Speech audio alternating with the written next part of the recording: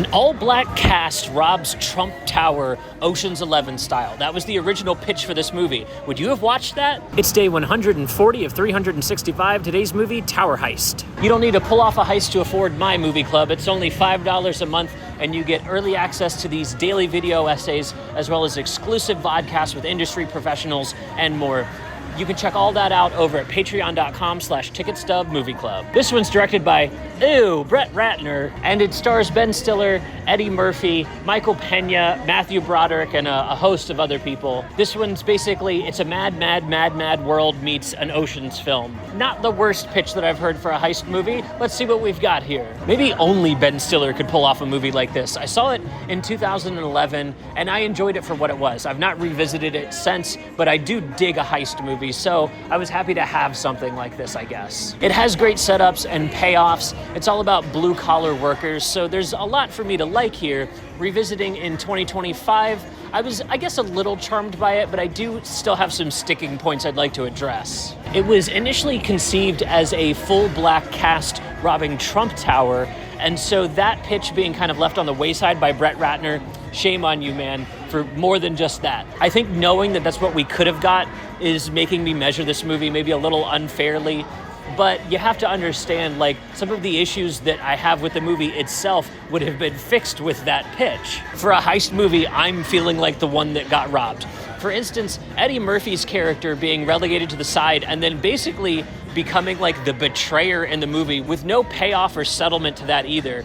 It's kind of weird. It's giving tonally inept, if you ask me. I think he could have been a great lead and then had someone like Tracy Morgan fill in his role. That would have worked perfectly, especially for a more like comedic take on the Ocean's material. They also really lampshade the fact that it's a bunch of white guys pulling off a robbery that they have to bring a black guy in to help with.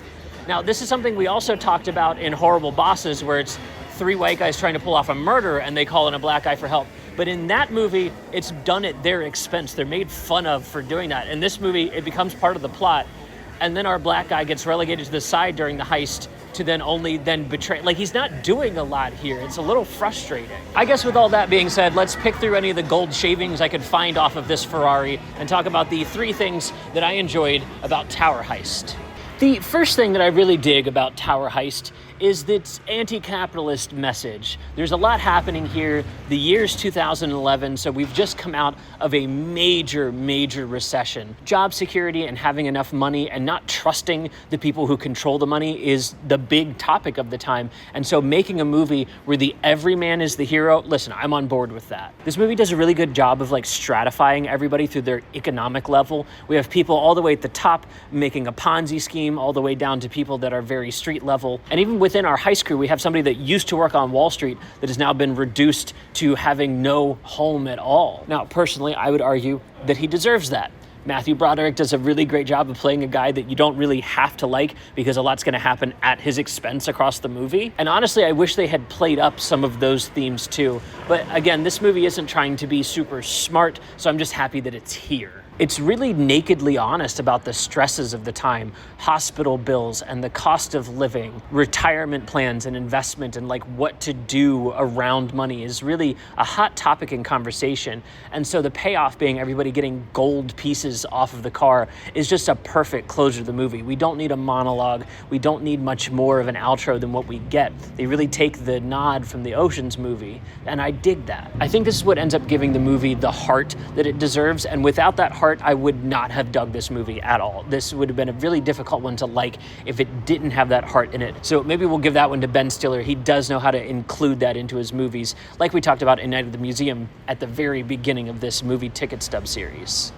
The second thing that I really dig about Tower Heist is its heist. Now, the heist is a little formulaic overall, but again, as I mentioned at the top, this is kind of, it's a mad world. Like, we're trying to do funny first and then be a clever heist after that. On rewatch, I knew what the twist was. The fact that the safe is empty, but it's the car that's made of gold that ends up becoming the heist. That's them thinking on their feet. That's something that is hard to do in a heist movie. The Ocean's movies are great at it because the improvisation is what they're good at.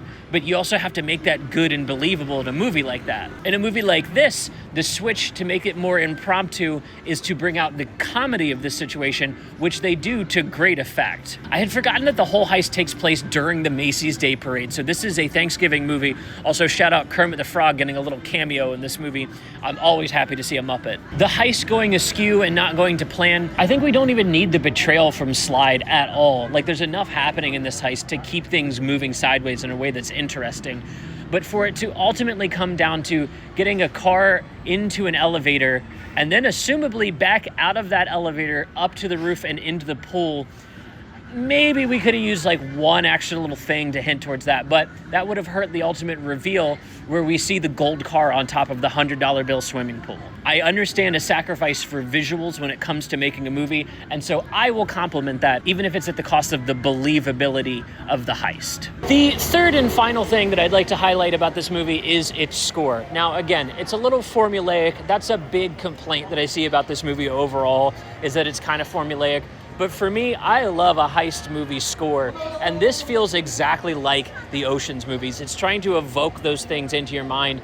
And it's set in New York, which is not a setting that we get often in the Ocean's films. That in and of itself is very Frank Sinatra coded. And so I love that the score's giving us that across the movie. A good score can evoke exactly the right emotions out of you. And so even this like comedy script gets some of the like heisty gravitas of the Ocean's movies by referencing the kind of music that they use in those. I give them points for that. I applaud them for that. I enjoyed that. But what do you think? Are you a fan of Tower Heist, or have you not revisited this one after everything that came out about Brett Ratner? I wouldn't blame you if that were the case. We've got one more 3D movie to talk about for the year of 2011, and we're going out with a banger. We're talking a very Harold and Kumar 3D Christmas next, and I'll see you tomorrow. We've got one more...